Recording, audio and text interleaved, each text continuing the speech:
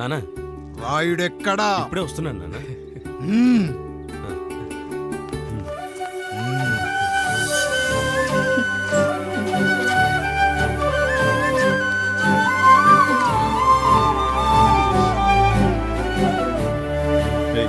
చూడరా, మీ అన్నం మీద పగ తీర్చుకోవడానికి నీకు ఇదే సరైన సమయం.